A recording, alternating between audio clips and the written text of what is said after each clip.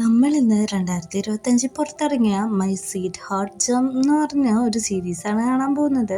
സീരീസിൻ്റെ തുടക്കത്തിൽ തന്നെ യോധ എന്നാണ് ഈ ചെക്കിൻ്റെ പേര്. യോ എന്നാണ് വിളിക്കുന്നത്. അവൻ്റെ ഗേൾ ഫ്രണ്ടിന് വേണ്ടിയിട്ടുള്ള ഒരു ബൊക്കറ്റൊക്കെ പിടിച്ചുകൊണ്ടാണ് വരുന്നത്. അതിൽ ഒരു കൺഗ്രാറ്റുലേഷൻ എന്ന് പറഞ്ഞ നോട്ടും കാര്യങ്ങളൊക്കെ എഴുതിയിട്ടുണ്ട്.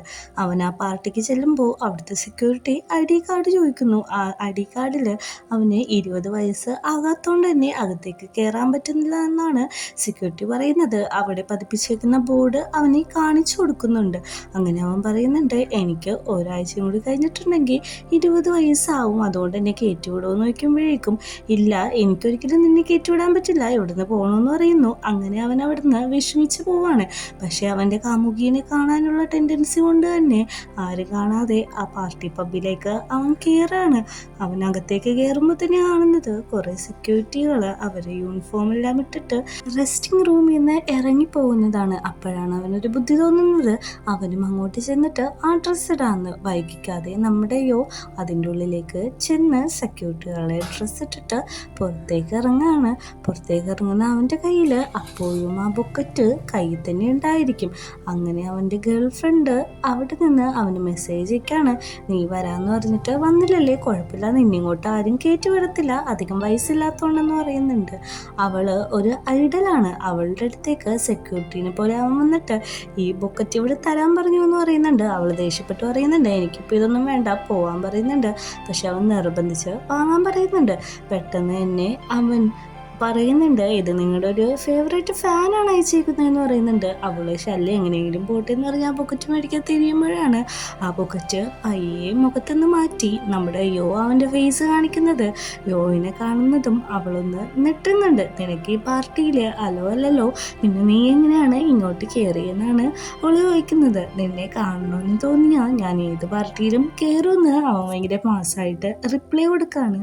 അവൻ അവളോട് ചോദിക്കുന്നുണ്ട്, നിനക്ക് എൻ്റെ ഗേൾ ഫ്രണ്ട് ഇരിക്കാനായിട്ട് സമ്മതമാണോ എന്ന്. പക്ഷെ അവളൊന്നും മിണ്ടില്ല. അപ്പം അവൻ പറയുന്നുണ്ട്, ഓൾറെഡി എനിക്ക് അതിൻ്റെ ആൻസർ മനസ്സിലായെന്ന് പോവാൻ നിൽക്കുമ്പോഴേക്കും അവനെ അവൾ പിടിച്ച് കുറച്ച് ക്ലോസ് ആയിട്ടേക്കാണ്. അങ്ങനെ അവർ കിസ് ചെയ്യാൻ പോകുന്ന സമയത്താണ് സെക്യൂരിറ്റി പുറത്തുനിന്ന് വിളിക്കുന്നത്.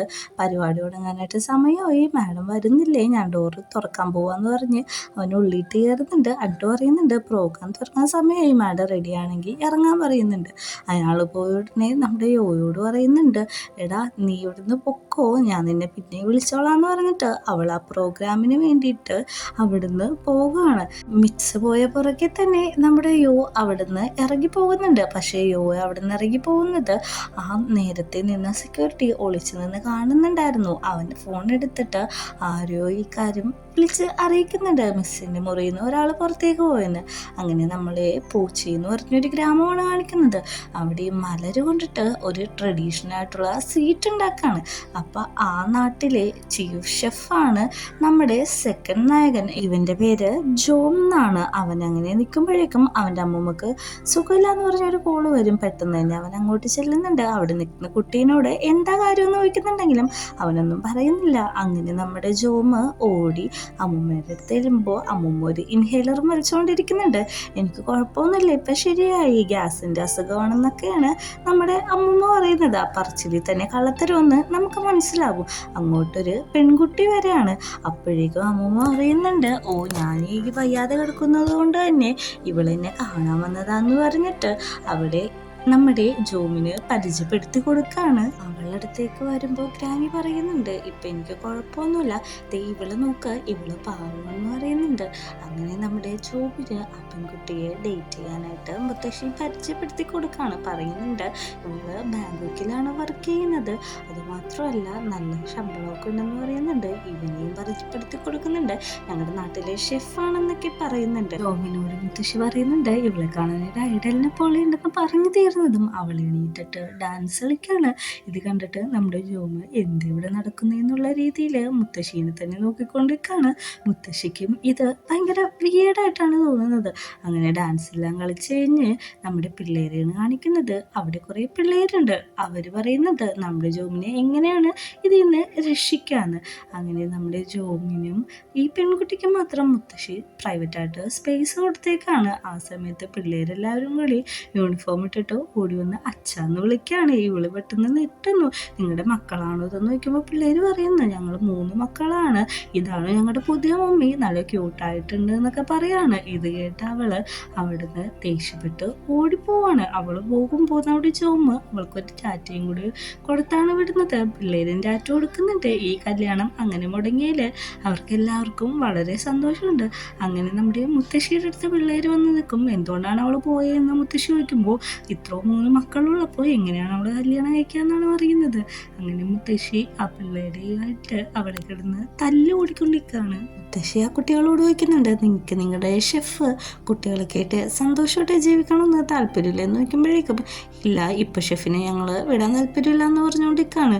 ഇത് കേൾക്കുന്നത് മുത്തശ്ശിക്ക് നല്ല രീതിക്ക് ദേഷ്യമാവുന്നുണ്ട്. അങ്ങനെ ആ പിള്ളേരെ അവിടെ നിന്ന് ഓടിച്ചു വിട്ടുകൊണ്ട് ദേഷ്യപ്പെട്ട് മുത്തശ്ശി അവിടെ നിൽക്കുകയാണ്. നീയും കൂട്ടി നിന്നോളാൻ ജോബിനോട് പറയുന്നുണ്ട്. അടുത്ത സീനിൽ കാണിക്കുന്നത് ബാങ്കോക്കാണ്. ബാങ്കോക്കിലൊരു യൂണിവേഴ്സിറ്റിയിൽ ജൂനിയേഴ്സിന് സീനിയേഴ്സ് റാഗിങ് ചെയ്തുകൊണ്ടിരിക്കുകയാണ്. ഇത് കണ്ടുകൊണ്ട് ഇരിക്കണം. പറയുന്നുണ്ട്, എടാ മതി നിർത്ത്, നിനക്ക് ഇത്രമായിട്ട് മതിയായില്ലേന്ന്. അപ്പോൾ യോയോട് കൂട്ടുകാർ ചോദിക്കുന്നുണ്ട്, അതിന് നീ ഇവിടെയല്ലോ പഠിക്കുന്നതെന്ന്. പെട്ടെന്ന് ആ കൂട്ടുകാരത്തിൽ നീ എന്ത് വർത്താനമാണ് പറയുന്നതെന്ന് അവനെ തല്ലുന്നുണ്ട്. അപ്പോഴാണ് നമുക്കൊരു ഫ്ലാഷ് ബാക്ക് കാണിക്കുന്നത്. നമ്മുടെ ഈ സ്കൂളിൽ നിന്ന് പുറത്താവുകയാണ്. അവന് ടീസി കൊടുത്ത് വിടാണ്.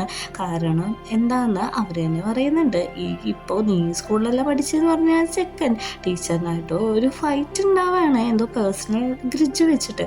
അങ്ങനെ ആ ടീച്ചർ അവന് ഒത്തിരി മോശമായിട്ട് സംസാരിക്കുന്നുണ്ട്, അവനെ പിടിച്ച് തല്ലുന്നുണ്ട്. അവൻ പറയുന്നുണ്ട്, നിങ്ങളൊരു ടീച്ചറാന്നുള്ള കാര്യം മറക്കരുതെന്ന്. ഞാനിപ്പോൾ തന്നെ എന്ത് ചെയ്താലും ഇവിടെ ആരും കാണാനില്ലെന്ന് പറഞ്ഞിട്ട് അവനിട്ട് നല്ല രീതിക്ക് ഫൈറ്റ് ചെയ്യാണ് മാഷ്. ഇത് കണ്ടുകൊണ്ട് നമ്മുടെ യോ അങ്ങോട്ട് വരുന്നുണ്ട്. യോ നമ്മുടെ ടീച്ചറിന് നേരെ ഒരു ചവിട്ട് വെച്ച് കൊടുക്കുന്നുണ്ട്. എല്ലാ കുട്ടികളും അങ്ങോട്ട് ഓടി വരുന്നുണ്ട്. എന്നിട്ട് യോ പറയുന്നുണ്ട്, നീ ഒരു ടീച്ചറാന്നുള്ള കാര്യം നീ മറന്നുപോയി എന്ന് പറഞ്ഞിട്ട് അവനിട്ട് നല്ല രീതിക്ക് കൊടുക്കാണ്. അങ്ങനെ ആ സാറ് കോമ സ്റ്റേജിൽ ആവിപ്പോവാണ്. പ്രിൻസിപ്പൾ പറയുന്നുണ്ട്, ഇതൊരു സെൻസിറ്റീവായിട്ടുള്ള വിഷയമാണ്, പുറത്തറിഞ്ഞിട്ടുണ്ടെങ്കിൽ നല്ല രീതിക്ക് പണി പാളും, നിങ്ങൾ ഇപ്പോൾ തന്നെ ടി സി മേടിച്ച് പൊക്കോളാനായിട്ട്. അങ്ങനെ നമ്മുടെ യോ ഒറ്റയ്ക്ക് കുറ്റം ഏറ്റെടുക്കുകയാണ്. പ്രിൻസിപ്പൾ ചോദിക്കുന്നുണ്ട്, നീ എന്തിനാണ് ഈ കുറ്റം ഒറ്റക്ക് ഏറ്റെടുക്കുന്നതെന്ന്. അത് കുഴപ്പമില്ല, ഇവരൊന്നും ചെയ്തിട്ടില്ല, ഞാനാന്ന് പറഞ്ഞിട്ട് അവൻ അവിടുന്ന് ടീസ് മേടിച്ച് ഇറങ്ങിപ്പോവുകയാണ്. ഈ കാരണം കൊണ്ടാണ് നമ്മുടെ യോയ്ക്ക് അവിടുന്ന് പോരേണ്ടി വന്നത്. അവൻ പറയുന്നുണ്ട്, ഞാനാണിത് ചെയ്തത്, ഇതിൽ ആർക്കും ഒരു പങ്കില്ല. ആ സാറിന് തല്ലിയത് നന്നായി പോയി, അയാൾ കാണിച്ച തോന്നിയസത്തിൻ്റെ പ്രകാരമാണ് ഞാൻ അയാൾ തല്ലിയതെന്ന് പറയുന്നുണ്ട്. കൂട്ടുകാർക്ക് നല്ല രീതിക്ക് ഇതിൽ സങ്കടമാവുന്നുണ്ട്. അവർ പറയുന്നുണ്ട്, നീ ഒറ്റയ്ക്ക് ഇതൊന്നും ഏറ്റെടുക്കണ്ടെന്ന്. പക്ഷേ അവനത് ഏറ്റെടുക്കുകയാണ്. പ്രസൻറ്റിൽ അവർ നടക്കുകയാണ്. ക്ലാസ്സൊക്കെ എങ്ങനെ പോകുന്നു എന്ന് നോക്കുമ്പോൾ നന്നായിട്ട് പോകുന്നു എന്ന് പറയുന്നുണ്ട്. നമ്മുടെ പിള്ളേർ വയ്ക്കുന്നുണ്ട്, നിനക്കൊരു ഗേൾ ഫ്രണ്ടിൽ നിന്ന് മനസ്സിലായി, നീ ഇൻസ്റ്റേ സ്റ്റോറി ഇട്ടേക്കുന്നൊക്കെ ഞങ്ങൾ കണ്ടായിരുന്നു, അവളുടെ ഫോട്ടോ ഒന്ന് കാണിച്ചു തരുമെന്ന് വയ്ക്കുന്നുണ്ട്. നമ്മുടെ യോ പറയുന്നുണ്ട്, ഞാൻ നിങ്ങൾക്ക് ഫോട്ടോ ഒക്കെ കാണിച്ചു തരാം, പക്ഷെ ഒരു കണ്ടീഷൻ ഉണ്ട്, നിങ്ങൾ ആരെയും കാണിക്കരുതെന്ന് പറഞ്ഞിട്ട് അവൻ ഫോട്ടോ കാണിക്കാനായിട്ട് പോക്കറ്റിൽ നിന്ന് ആ ഫോൺ എടുക്കുകയാണ്. അങ്ങനെ കാണിക്കാൻ പോകുമ്പോൾ തന്നെ അങ്ങോട്ടൊരു കാറ് വന്നിട്ട് ഇവരുടെ മുമ്പിൽ നിൽക്കുകയാണ്. അതിൽ നിന്ന് വരുന്നത് നമ്മുടെ യോവിൻ്റെ കാമുകയും മിക്സാണ്. മിക്സ് ഇറങ്ങുമ്പോഴേക്കും ജിഫ് എന്ന് പറയുന്ന ഒരു ചെക്കനും ആ കാറിൽ നിന്ന് ഇറങ്ങുന്നുണ്ട്. അവളോട് പറയുന്നുണ്ട്, ക്ലാസ് കഴിഞ്ഞ് ഞാൻ നിന്നെ പിക്ക് ചെയ്യാന്ന്. ഇതെല്ലാം നമ്മുടെ പിള്ളേർ നോക്കിക്കൊണ്ടിരിക്കുകയാണ്. അവളോട് പറയുന്നുണ്ട്, എനിക്കൊരു കിസ് തന്നെ വന്ന്. മിക്സ് ഇത് പറ്റില്ല എന്ന് പറയലും അവൻ അവളെ അടുപ്പിച്ച് പിടിച്ചിട്ട് ആ റൂട്ടിൽ നിന്ന് തന്നെ കിസ് ചെയ്യാണ്. കൂട്ടുകാർ പറയുന്നുണ്ട്, ജിഫ് എന്ത് ഷോ ഓഫാണ് കാണിച്ചുകൊണ്ടിരിക്കുന്നതെന്ന്. നമ്മുടെ യോ ചോദിക്കുന്നുണ്ട്, അവർ ലവേഴ്സാണെന്ന് ചോദിക്കുമ്പോൾ അത് നിനക്കറിയില്ലേ, വർഷങ്ങളായിട്ട് അവർ ലവേഴ്സാന്ന് പറയുന്നുണ്ട്. ഇതറിയുന്ന നമ്മുടെ യോ നല്ല രീതിക്ക് തളർന്നു പോകുന്നുണ്ട്. അവന് കരയണമെന്ന് തോന്നുന്നുണ്ട്. പക്ഷെ അത്ര പേര് മുമ്പ് വെച്ച് അവനത് എക്സ്പ്രസ് ചെയ്യാൻ പറ്റാതെ അങ്ങനെ തന്നെ നിൽക്കുകയാണ്.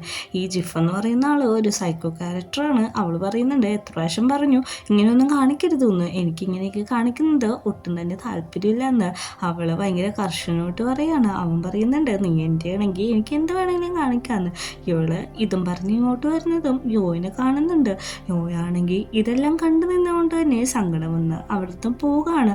കൂട്ടുകാർ അവൻ്റെ പുറകെ പോകുന്നുണ്ട്. എല്ലാ കാര്യവും യോയിന് മനസ്സിലായെന്ന് ആ പെൺകുട്ടിക്കും മനസ്സിലാവുന്നുണ്ട്. അങ്ങനെ രാത്രിയാണെങ്കിൽ നമ്മുടെ യോ ഒറ്റയ്ക്ക് ഇരിക്കുകയാണ്. അപ്പോൾ അവൻ്റെ ഫോണിലേക്ക് ഒരു മെസ്സേജ് വരുന്നുണ്ട്, നീ പെട്ടെന്ന് തന്നെ എന്നെ കാണാൻ വരണം, അല്ലെങ്കിൽ ഞാനിപ്പോൾ തന്നെ സൂസൈഡ് ചെയ്തു എന്ന് പറഞ്ഞിട്ട് കത്തി പിടിച്ചിരിക്കുന്ന ഒരു ഫോട്ടോ അവന് അയച്ചു കൊടുക്കുന്നുണ്ട്. പെട്ടെന്ന് തന്നെ അവൻ അവളുടെ വീട്ടിലിട്ട് ഓടാണ്. കാരണം എന്തിനെക്കാട്ടും വലിയത് അവൾ മരിക്കാതിരിക്കാനുള്ള ഉദ്ദേശമാണ്. അവൻ അങ്ങനെ അവളുടെ വീട്ടിലെത്തി. അവൾ മുഴുവൻ അവളെ നോക്കുന്നുണ്ട്. അവിടെ കാണുന്നില്ല, താഴത്ത് കുറേ കത്തിയും ടാബ്ലറ്റൊക്കെ കിടക്കുന്നുണ്ട്. അവനിങ്ങനെ നോക്കി നിൽക്കുമ്പോഴേക്കും അവൾ റൂമിൽ നിന്ന് ഇറങ്ങി വരാണ്. അവൾ പറയുന്നുണ്ട്, നീ വരില്ല എന്നാണ് ഞാൻ വിചാരിച്ചത്. അവൻ പറയുന്നുണ്ട്, നിനക്ക് ഓൾറെഡി ഒരു ബോയ് ഫ്രണ്ട് ഉണ്ടായിട്ട് നീ ചീറ്റ് ചെയ്തതല്ലേ എന്നെ, ഇത് ഇവിടെ വെച്ച് നിർത്താം, എനിക്കിത് മുന്നോട്ട് കൊണ്ടുപോകാൻ താല്പര്യമില്ലെന്നാണ് പറയുന്നത്. പക്ഷെ മിക്സ് പറയുന്നുണ്ട്, പ്ലീസ് എന്നെ നീ ഒന്ന് മനസ്സിലാക്കുക, അവനൊരു സൈക്കോട്ടുള്ള ക്യാരക്ടറാണ്, എനിക്കവനെ ഒട്ടും ഇഷ്ടമല്ല. പക്ഷെ അവൻ്റെ ഈ പ്രവർത്തിയിൽ എനിക്ക് ഇറങ്ങി പോകാനും പറ്റത്തില്ല, കാരണം അവൻ ഭയങ്കര ഡേഞ്ചറസ് ആണ്, നീ എന്നെ മനസ്സിലാക്കണമെന്ന് പറയുമ്പോഴേക്കും അവൻ പറയുന്നത്, എനിക്ക് ഈ റിലേഷൻ മുമ്പോട്ട് കൊണ്ടുപോകാൻ പറ്റത്തില്ല, കാരണം നീ എന്നെ ചീറ്റ് ചെയ്താണ് റിലേഷൻഷിപ്പിലായത്. പെട്ടെന്ന് അങ്ങോട്ട് ജിഫ് തന്നെയാണ് ഈ ഒച്ചേരി കേൾക്കുന്നുണ്ട്. അപ്പോഴേക്കും ഇവള് പറയുന്നുണ്ട്, നീ ഒളിക്കാനായിട്ട്. ജിഫ് ആണെങ്കിൽ പുറത്ത് സെക്യൂരിറ്റിനോട് അവനെ പിടിക്കണം, ഓടരുത് എന്ന് പറഞ്ഞ കമാൻഡ് കൊടുത്തിട്ട് വാതിലിൻ്റെ പുറകെ ഒളിച്ചേക്കാണ്. കുറച്ചേരം ജിഫ് അവരുടെ സംഭാഷണങ്ങളൊക്കെ കേൾക്കുന്നുണ്ട്. എന്നിട്ട് പറയുന്നുണ്ട്, നീ ഇതിൻ്റെ ഉള്ളില് എൻ്റെ ഗേൾ ഫ്രണ്ടിനെയും കൊണ്ട് എന്ത് ചെയ്യാണെന്ന് ചോദിക്കുന്നുണ്ട്. ഇവൻ പറയുന്നുണ്ട്, ഒന്നും ചെയ്യല്ല, ഞങ്ങൾ ജസ്റ്റ് ഫ്രണ്ട്സാണ്, വർത്താനം പറയാൻ വന്നതാണ്. പക്ഷെ ജിഫ് ഇതൊന്നും കേൾക്കാതെ തോക്ക് ചൂണ്ടി അവനെ കൊല്ലൂന്ന് പറഞ്ഞ് നിൽക്കുകയാണ്. അവൻ ഷൂട്ട് ചെയ്യുന്നുണ്ട്. ഒരു രക്ഷയും കിട്ടാതെ നമ്മുടെ യോയാണെങ്കിൽ ഒരു ഫ്ലവർ പോട്ട് എടുത്തിട്ട് ജിഫിൻ്റെ തല അടിച്ചു പൊളിക്കുകയാണ്. ഇത് കാണുന്നത് മിക്സിന് നന്നായിട്ട് ടെൻഷൻ ആവുന്നുണ്ട്. ജിഫാണെങ്കിൽ താഴെ വീണ് കിടക്കുകയാണ്. എന്നിട്ടും മിക്സിൻ്റെ മുഖം തെളിയുന്നില്ല. പെട്ടെന്ന് തന്നെ ഇനി ഇവിടെ നിന്നാ ബുദ്ധിമുട്ടാവുമെന്ന് മനസ്സിലാക്കിയോ അവിടുന്ന് ഇറങ്ങി ഓടാണ്. സെക്യൂരിറ്റിക്കാർ വരുന്നുണ്ട്. അവനെ തടയാൻ ഒത്തിരി നോക്കുന്നുണ്ടെങ്കിലും അവരായിട്ട് ഫൈറ്റ് ചെയ്തിട്ട് വീട്ടിൽ നിന്ന് ഇറങ്ങി പോവുകയാണ്. സെക്യൂരിറ്റി ഒത്തിരി നമ്മുടെ യോയെ തല്ലാൻ ശ്രമിക്കുന്നുണ്ട്. അങ്ങനെ വീട്ടിൽ ഒരു മാസ്ക് ഒക്കെ ഇട്ടാണ് എത്തിയിരിക്കുന്നത്. അകത്തേക്ക് കയറുന്നതും അച്ഛനും അമ്മയും ഇവൻ്റെ ഒച്ച കേട്ടിട്ട് പുറത്തേക്ക് ഇറങ്ങി വരാണ്. എന്താണ് മാസ്ക് വെച്ചേക്കണേന്ന് നോക്കുമ്പോഴേക്കും എനിക്ക് ഫീവറാണെന്ന് പറയുന്നുണ്ട്. എന്താ വൈകിയെന്ന് ചോദിക്കുമ്പോഴേക്കും എനിക്കിന്നൊരു പാർട്ടി ഉണ്ടായിരുന്നു, അതുകൊണ്ട് അവിടെ പോയതാണെന്നാണ് പറയുന്നത്. അങ്ങനെ ഓക്കെ എന്ന് പറഞ്ഞ് നമ്മുടെ വീട്ടിൻ്റെ ഉള്ളിട്ട് കയറാൻ നിൽക്കുമ്പോഴേക്കും നമ്മുടെ അച്ഛൻ ചോദിക്കും, നീ അവിടെ നിന്നേന്ന് പറഞ്ഞിട്ട് അവൻ്റെ മാസ്ക് ഊരി നോക്കുമ്പോൾ മൂത്ത് പൊട്ടൽ കാണും. എന്ത് പറ്റിയതാന്ന് നോക്കുമ്പോൾ ഫൈറ്റ് ആണെന്നാണ്, വേറെ കുഴപ്പമൊന്നുമില്ല എന്ന് പറയുന്നുണ്ട്. അച്ഛൻ പറയുന്നുണ്ട് എല്ലാ കാര്യവും തുറന്നു പറയാനായിട്ട്. എല്ലാ കാര്യവും പറയുന്നുണ്ട്. അച്ഛൻ അവൻ്റെ ഫ്രണ്ടിനെ വിളിച്ച് നോക്കുന്നുണ്ട്. പക്ഷേ ആ കുട്ടി ഹോസ്പിറ്റലിൽ കോമ സ്റ്റേജിലാണ് കിടക്കുന്നത്. അച്ഛൻ അവന് ഒത്തിരി ചീത്ത പറയുന്നുണ്ട്. ആദ്യം സാറിനെ നീ അടിച്ചിട്ടു, ഇപ്പോഴത്തെ ഒരു പൊളിറ്റീഷ്യൻ്റെ മോനെയാണ് അടിച്ചിട്ടേക്കുന്നത്, ഇതിൻ്റെ ഫലം ഭയങ്കരമായിട്ട് ബാഡായിരിക്കും, അതുകൊണ്ട് നീ ഇനി ഇവിടെ നിൽക്കണ്ട, ഇവിടെ നിന്ന് പൊക്കോളാനാണ് പറയുന്നത്. അമ്മയും അതിനെ സപ്പോർട്ട് ചെയ്യുന്നുണ്ട്. എങ്ങോട്ടാണ്? അബ്രോഡാണെന്ന് വിചാരിച്ച് നമ്മുടെ ഭയങ്കരമായിട്ട് സന്തോഷിച്ചിരിക്കുകയാണ്. അപ്പോൾ തന്നെ നമ്മുടെ ഡ്രീമും കാണുന്നുണ്ട്. അവന് അബ്രോഡ് പോയി പഠിക്കണമെന്നാണ് ചെറുപ്പം തൊട്ടുള്ള ആഗ്രഹം. അതുകൊണ്ട് ഇപ്പോൾ പോവാന്ന് വിചാരിച്ചിട്ട് അവൻ സ്വപ്നത്തിൽ ബാഗും പാക്ക് ചെയ്തിട്ട് ഭയങ്കരമായിട്ട് നിന്ന് ഡാൻസ് കളിക്കുകയാണ് അബ്രോഡിലേക്ക് പോകാനായിട്ട്. അവൻ്റെ അച്ഛനും അമ്മയും ചെയർ ചെയ്യാനായിട്ട് അവൻ്റെ കൂടെ നിന്ന് ഡാൻസ് കളിക്കുന്നുണ്ട്. പെട്ടെന്ന് അവൻ്റെ സ്വപ്നത്തിൽ നിന്ന് അവൻ എണീക്കുമ്പോഴേക്കും അവൻ കാറിലിരിക്കുകയാണ്. അച്ഛനോടും അമ്മേനോടും എങ്ങോട്ടാണ് എന്നെ കൊണ്ടുപോകുന്നത്, എനിക്ക് ഇങ്ങോട്ട് പോകണ്ടെന്ന് പറഞ്ഞതല്ലേ എന്ന് പറഞ്ഞിട്ട് നല്ല രീതിക്ക് കിടന്ന് ഒച്ചെടുക്കാണ്. നമ്മൾ ഓൾറെഡി ആ വില്ലേജിൽ എത്താറായി എന്നാണ് അച്ഛൻ പറയുന്നത്. പെട്ടെന്ന് തന്നെ കാറ് വില്ലേജിട്ട് കയറുന്നതാണ് നമ്മളെ കാണിക്കുന്നത്. ഒരു ബ്യൂട്ടിഫുൾ ആയിട്ടുള്ള വില്ലേജാണ്. ഈ വില്ലേജിൻ്റെ പേര് പോച്ചെ എന്നാണ്. തലേ ദിവസത്തെ കാര്യമാണ് നമ്മളെ കാണിക്കുന്നത്. അച്ഛൻ പറയുന്നുണ്ട്, നീ വില്ലേജിട്ട് പോകണം, പോച്ചെ വില്ലേജിൽ എൻ്റെ ഫ്രണ്ട് ഉണ്ട്, ഫ്രണ്ടിൻ്റെ ഗ്രാൻഡ്മയും അവൻ്റെ പേരക്കുട്ടിയൊക്കെ അവിടെ തന്നെയുണ്ട്, അതുകൊണ്ട് നീ അവിടെ തന്നെ നിൽക്കണമെന്നാണ് പറയുന്നത്. പ്രസൻറ്റിൽ അവർ ആ വില്ലേജിട്ട് പോയിക്കൊണ്ടിരിക്കുകയാണ്. അമ്മ പറയുന്നുണ്ട്, ഇനിയെങ്കിലും ഇവനൊന്ന് നന്നായാൽ മതിയല്ലേ, ഇവൻ ഇവിടെ നിന്ന് പഠിച്ച് വലുതാവുമ്പോഴേക്കും ഇവൻ്റെ എല്ലാ പ്രശ്നങ്ങളും തീരും. ഇവിടെ ഷെഫ് ജോമുണ്ട്, അവനാണ് ഈ നാട്ടിലെ എല്ലാ കാര്യങ്ങളൊക്കെ നടത്തുന്നതെന്ന് അച്ഛൻ പറയുന്നുണ്ട്. പെട്ടെന്ന് തന്നെ നമ്മുടെ ആലോചിക്കുകയാണ്, ഷെഫ് ജോം എന്ന് പറഞ്ഞൊരു വലിയൊരു അറഗൻ്റ് ആയിട്ടുള്ള ആളാണ്. നമ്മുടെ യോനെ കെട്ടിയിട്ടിട്ട് ഉപദ്രവിക്കുന്നതൊക്കെയാണ് നമ്മുടെ യോയിൻ ആലോചിച്ചുകൊണ്ടിരിക്കുന്നത്. പെട്ടെന്ന് അറിയുന്നുണ്ട്, പെട്ടെന്ന് തന്നെ വണ്ടി നിർത്തണം, എനിക്ക് ബാത്റൂമിൽ പോകാനായിട്ട് അത്യാവശ്യമായിട്ട് മുട്ടുന്നു എന്ന് പറയാണ്. അച്ഛൻ പറയുന്നുണ്ട്, പറ്റില്ല എന്ന് പറയുമ്പോൾ അന്ന് ഞാൻ ഇതിൻ്റെ ഉള്ളിൽ തന്നെ സാധിക്കും എന്ന് പറയാണ്. ഇവൻ്റെ കരച്ചിലും ബഹളമൊക്കെ കേട്ടിട്ട് ഓക്കെ നീ വെയിറ്റ് ചെയ്യ്, പമ്പെത്തുമ്പോൾ നിർത്താന്ന് പറയുന്നുണ്ട്. അങ്ങനെ പമ്പെത്തുമ്പോൾ വണ്ടി നിർത്തുന്നുണ്ട്. അങ്ങനെ അവൻ അതിൻ്റെ പുറത്തേക്ക് ഇറങ്ങാണ്. അമ്മ പുറകിന്ന് വിളിച്ച് പറയുന്നുണ്ട്, പോയിട്ട് പെട്ടെന്ന് തന്നെ വന്നം, ഈ വഴിയൊന്നും മുങ്ങാൻ നിൽക്കരുതെന്ന്, ഞാൻ ബാത്റൂമിൽ തന്നെയാണ് പോണേന്ന് അമ്മേനോട് പറയുന്നുണ്ട്. അമ്മയും പറയുന്നതൊക്കെ വിശ്വസിച്ച് അവിടെ തന്നെ നിൽക്കുകയാണ്. പക്ഷെ നമ്മുടെയോ ബാത്റൂമിൽ പോയിട്ട് അവിടെ കയറാതെ ഇവിടുന്ന് എങ്ങനെയെങ്കിലും ഒന്ന് എസ്കേപ്പ് ആവണമെന്നുള്ള ചിന്തയിൽ അവിടെ നിന്ന് ഓടിപ്പോവാണ്. കുറേ നേരമായി അച്ഛനും അമ്മയും ഇവന് വേണ്ടിയിട്ട് വെയിറ്റ് ചെയ്യുന്നത്, പക്ഷേ അവനെ കാണുന്നില്ല. അങ്ങനെ നമ്മുടെയോ അവിടെ നിന്ന് ഓടി രക്ഷപ്പെടാണ്. ഓടി ഓടി ഒരു റോട്ടിൽ അവൻ എത്തുന്നുണ്ട്. റോട്ടിലെത്തിക്കഴിഞ്ഞിട്ട് ബാങ്കോക്കിലേക്ക് പോകാൻ വേണ്ടിയിട്ട് അവനൊരു ഊബർ ബുക്ക് ചെയ്യാണ്. പക്ഷേ അവിടെ സിഗ്നൽ ഇല്ലാത്തതുകൊണ്ട് തന്നെ അവന് ഊബറൊന്നും ബുക്ക് ചെയ്യാനായിട്ട് പറ്റുന്നില്ല. അങ്ങനെ അവനൊരു കടയിൽ പോയി വെള്ളം കുടിച്ചുകൊണ്ടിരിക്കുകയാണ്. അപ്പോഴാണ് നമ്മുടെ ജോമ് അങ്ങോട്ട് വരുന്നത്. ജോമ് അവിടെ ആ വില്ലേജിൽ ഉണ്ടാക്കിയ സ്വീറ്റായിട്ടുള്ള ഒരു ഡിഷ് അവിടെ കടക്കാരന് കൊടുക്കുന്നുണ്ട്. പെട്ടെന്ന് ജോമിനെ കാണുന്ന യോ പറയുന്നുണ്ട്, എനിക്ക് ബാങ്കോക്കിട്ടാണ് പോകേണ്ടത്, ഒരു ലിഫ്റ്റ് തരുമെന്ന്. എനിക്ക് ആ ഭാഗത്തേക്ക് പോകേണ്ട ആവശ്യമില്ല, ഒരു കാര്യം ചെയ്യാം, ബസ് സ്റ്റോപ്പിലാക്കി തരാമെന്ന് പറഞ്ഞിട്ട് നമ്മുടെ യോയിനോട് കയറിക്കോളാൻ പറഞ്ഞതിന് മുമ്പ് തന്നെ യോ കയറിയിരിക്കുകയാണ്. പെട്ടെന്ന് നമ്മുടെ ജോമ് വണ്ടി കയറിയിട്ട് വണ്ടി എടുക്കുന്നുണ്ട്. അങ്ങനെ അവർ അവിടെ നിന്ന് ബസ് സ്റ്റോപ്പിലേക്ക് പോവുകയാണ്.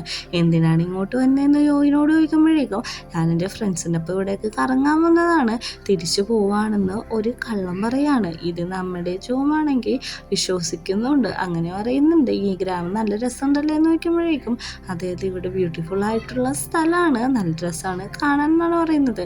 അങ്ങനെ ഇവർ പോണ വഴി ഇവൻ്റെ അച്ഛനും അമ്മയും ആ വഴി പാസ് ചെയ്ത് പോകുന്ന കാണുമ്പോൾ തന്നെ നമ്മുടെ യോ കുഞ്ഞിരിക്കുകയാണ്. ഇത് കാണുന്ന നമ്മുടെ ജോമു ചോദിക്കുന്നുണ്ട്, എന്തെങ്കിലും പ്രശ്നമുണ്ടോ, ഞാൻ ഇടപെടണോ എന്ന് ചോദിക്കുമ്പോൾ ഒന്നുമില്ല, ഞാൻ ചുമ്മാ വിളിച്ചതാന്ന് പറയുന്നുണ്ട്.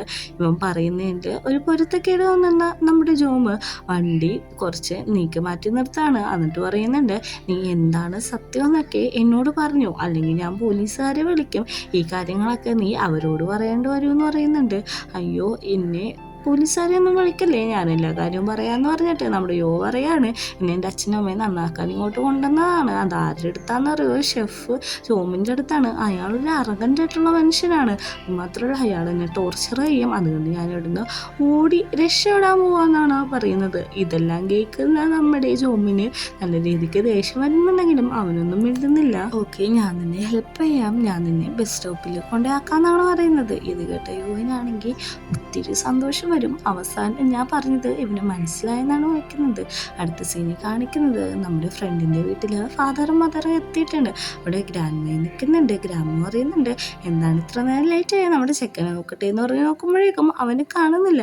അവനെവിടെ നോക്കുമ്പോഴേക്കും അച്ഛനും അമ്മക്കും ഒരു മറുപടിയും പറയാനുണ്ടാവില്ല. അവർ മുഖത്തോട് മുഖം നോക്കിയിട്ട് അവിടെ ഭയങ്കര സൈലൻ്റ് ആയിട്ട് കാണാൻ. എന്നിട്ട് പറയുന്നുണ്ട്, അവനിവിടുന്ന് എസ്കേപ്പായി പോയെന്ന്. ഇത് കേൾക്കുന്ന ഗ്രാനിക്ക് സങ്കടമാവുന്നുണ്ട്. എന്ത് ചെയ്യുമെന്ന് അറിയാതെ അച്ഛനും അമ്മയും അവിടെ തന്നെ നിൽക്കുകയാണ്. അപ്പോഴാണ് നമ്മുടെ ജോമ് അങ്ങോട്ടേക്ക് കാർ ഓടിച്ച് വരുന്നത്. ജോമിൻ്റെ വണ്ടി കാണുന്നതും അമ്മൂമ്മ നോക്കുന്നുണ്ട്. അപ്പോഴാണ് നമ്മുടെ ജോമ് ഇങ്ങോട്ടാണ്, അതായത് അവൻ്റെ അച്ഛൻ്റെ അമ്മയുടെ അടുത്തേക്കാണ് കൊണ്ടുവന്നതെന്ന് മനസ്സിലാവുന്നത്. പെട്ടെന്ന് തന്നെ അവൻ നെട്ടുന്നുണ്ട്, അവിടെ കുനിഞ്ഞിരിക്കുകയാണ്. അച്ഛൻ അവിടെ അവനെ നോക്കി ചിരിക്കുന്നത് അവൻ കാണുന്നുണ്ട്. നമ്മുടെ ജോമിനെ അവൻ ദേഷ്യപ്പെട്ട് നോക്കുന്നുണ്ട്, നീ ആരാണ്, നീ എന്തിനാണ് എന്നോട് ഇങ്ങനെയൊക്കെ ചെയ്യുന്നത്, ഇങ്ങോട്ട് എന്നെ എന്തിനാണ് കൊണ്ടുവന്നതെന്നാണ് ചോദിക്കുന്നത്. എന്നിട്ട് അവർ രണ്ടുപേരും കാറിൽ നിന്ന് ഇറങ്ങിയിട്ട് വരികയാണ്. അപ്പോൾ നമ്മുടെ ജോമിനോട് അമ്മ പറയുന്നുണ്ട്, എന്താണ് ഇത്ര വൈകിയെന്ന്, കുറച്ച് ലേറ്റായെന്നാണ് പറയുന്നത്. പെട്ടെന്ന് തന്നെ ജോമിനെ പരിചയപ്പെടുത്താണ് ഗ്രാനി, ഇതാണ് എൻ്റെ ഗ്രാൻഡ് സൺ, എൻ്റെ പേര് ജോം എന്നാണെന്ന് പറയുന്നുണ്ട്. പെട്ടെന്ന് തന്നെ ഫാദർ പറയാണ്, നിനക്ക് അവിടെ പ്രശ്നമൊക്കെ ഉണ്ടാക്കിയത് മതിയായില്ലേ, ഇനി ഇവിടെ പ്രശ്നം ഉണ്ടാക്കാനാണോ നീ ഇങ്ങനെയൊക്കെ കാണിക്കുന്നത്, നീ ഇവിടെ നിന്ന് മര്യാദ പഠിച്ച് +2 ജയിക്കണമെന്നാണ് അച്ഛൻ പറയുന്നത്. അച്ഛൻ അവിടെ എല്ലാവരും മുമ്പ് വെച്ച് ഒച്ചടക്കം നയിക്കുന്ന അമ്മ പറയുന്നുണ്ട്, കുറച്ചും കൂടി മര്യാദക്ക് അവനോട് സംസാരിക്കുക, എല്ലാവരെയും മുമ്പ് വെച്ച് ദേഷ്യപ്പെട്ട അവന് സങ്കടമാവുമെന്ന്. പെട്ടെന്ന് ഗ്രാനി പറയുന്നുണ്ട്, ഓക്കെ അതൊക്കെ വിട്, ഇതൊക്കെ നമ്മുടെ പിള്ളേർ തമാശയല്ലേ, ഇതൊന്നും വലിയ കാര്യമൊക്കെ ഉണ്ടാന്ന് പറയുന്നുണ്ട്. പിന്നെ പറയുന്നുണ്ട്, ഇതെൻ്റെ കൊച്ചുമോനാണ്, ആ കാര്യം ഞാൻ പറഞ്ഞു ഒഴിപ്പിച്ചില്ലല്ലോ എന്ന് പറയുമ്പോൾ തന്നെ ജോ പറയുന്നുണ്ട്, എൻ്റെ പേര് ഷെഫ് ജോം എന്ന്. പെട്ടെന്ന് തന്നെ ആ പേര് കേൾക്കുന്ന യോയ്ക്ക് മനസ്സിലാവുന്നുണ്ട് ഇവനാണ് ഷെഫ് എന്നുള്ള കാര്യം. പെട്ടെന്ന് തന്നെ അവന് ദേഷ്യം വരുന്നുണ്ട്. അമ്മയും അച്ഛനും അകത്തേക്ക് ഇവരെ കയറ്റുന്നുണ്ട്. അത് കഴിഞ്ഞിട്ട് അച്ഛനോട് നമ്മുടെ യോ പറയുന്നുണ്ട്, എനിക്ക് ഇവിടെ നിൽക്കാൻ താല്പര്യമില്ല എന്ന് പറയുമ്പോഴേക്കും, നീ പഠിച്ച് +2 ജയിച്ച് കഴിഞ്ഞിട്ടുണ്ടെങ്കിൽ നിന്നെ ഞാൻ അബ്രോഡ് വിടാം, ഇത് ഞാൻ തരുന്ന പ്രോമിസാണ്, അതുകൊണ്ട് നീ ഇവിടെ നിന്ന് മര്യാദ പഠിച്ച് നല്ലൊരു വ്യക്തിയാവണം, നിന്നെ സഹായിക്കാൻ ജോമ ഇവിടെ തന്നെ ഉണ്ടാവും എന്നാണ് പറയുന്നത്. ഇവനാണെങ്കിൽ തിരിച്ചൊരു മറുപടിയും പറയാതെ അച്ഛൻ പറയുന്ന കാര്യങ്ങൾ അനുസരിച്ചുകൊണ്ടിരിക്കുകയാണ്. ഓക്കെ, ഞാൻ +2 എങ്ങനെയെങ്കിലും പഠിച്ച് ജയിക്കാം, അത് കഴിഞ്ഞ് എന്നെ അബ്രോഡേക്ക് വിടണം, എനിക്ക് വേണ്ട പൈസ എല്ലാം തന്നോ എന്ന് പറയുന്നുണ്ട്. അച്ഛൻ പറയുന്നുണ്ട് അത് തന്നെയല്ലേ ഞാൻ നിന്നോട് മലയാളത്തിൽ പറഞ്ഞുകൊണ്ടിരിക്കുന്നത്, നിന്നെ വിടാമെന്ന്. എനിക്ക് പോക്കറ്റ് മണി തരുമെന്ന് ചോദിക്കുമ്പോഴേക്കും അച്ഛൻ പറ്റില്ല എന്ന് പറയുന്നുണ്ട്. അമ്മയാണെങ്കിൽ നമ്മുടെ ജോമിൻ്റെ അടുത്ത് സംസാരിച്ചുകൊണ്ടിരിക്കുകയാണ്, അവന് നന്നായിട്ട് ടേക്ക് കെയർ ചെയ്യണമെന്നുള്ള കാര്യങ്ങൾ.